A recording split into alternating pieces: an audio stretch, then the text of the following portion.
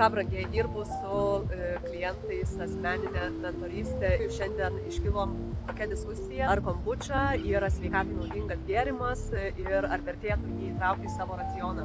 Tai noriu pasidalinti, kad kombuča yra mados reikalas, bet ne realios naudos produktas. Kodėl? Pirmas dalykas, dažniausiai kombuča yra sudaryta iš 5-8 gramų 100 gramų cukraus.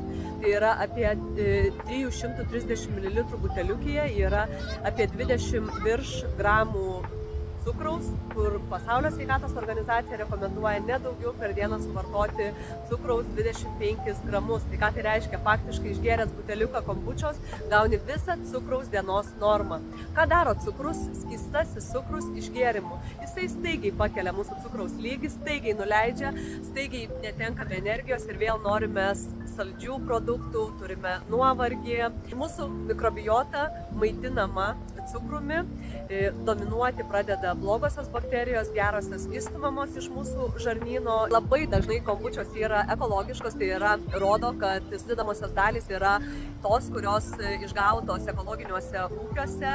Todėl būkite išmintingi ir ekologiška morka yra taip sveikatai naudingesnė negu įprastinė, tačiau ekologiškas cukrus yra cukrus. Ką dar daro būtent skystasis cukrus? Aš kaip sakau, pats blogiausias, nes tai yra grynas angliavandenis. Nėra tai, kad tu suvalgai gabaliuką torto ir tu suvoki, kad tu suvalgai desertą. O kai tu išgeri 20 gramų cukrus, tu tau net mintis nekyla, kad tai yra torto gabaliukas. Tu tiesiog galvoji, kad tai yra sveikuoliškas gėrimas, kad tai yra fermentuotas produktas, kuris padeda mano žarnynui. O jeigu visgi renkamės tokią kombučą, tai apvilkime ją prie patiekalo, tai yra, pavyzdžiui, priešpiečiams, prie riešutų saujelės atsigerti tą kombučą, tai galėtų būti kaip baltymai ir angliavandeniai ir riebalai, toks subalansuotas užkandis. Nemėtykite pinigų į balą, kaina kombučios yra kosminė, geriau gerkite gryną vandenį, gerkite mineralinį, papildykite savo organizmą elektrolitais, kurie labai reikalingi šiltuoju metų laiku.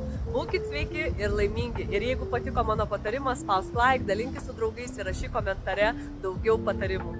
O jeigu nori daugiau mano patarimų, dalyvauk mano kursuose, seminaruose. Sveikatai palankus elektroninėje parduotuvėje gali rasti ir mano elektroninės bei spausdintas knygas, kurios padeda žmonėms gyventi ir valgyti sveikai. O reikia daugiau patarimų, kurie padėtų tau tvarkyti savo mitybą ir atsistoti į sveiko gyvenimo kelio bėgius ir išvažiuoti su tuo traukiniu. Tai rinkis mano asmeninę mentorystę, apie kurią gali sužinoti tiesiog registruodamas į pirmą nemokamą konsultaciją. Čia rašyk noriu asmeninės mentorystės.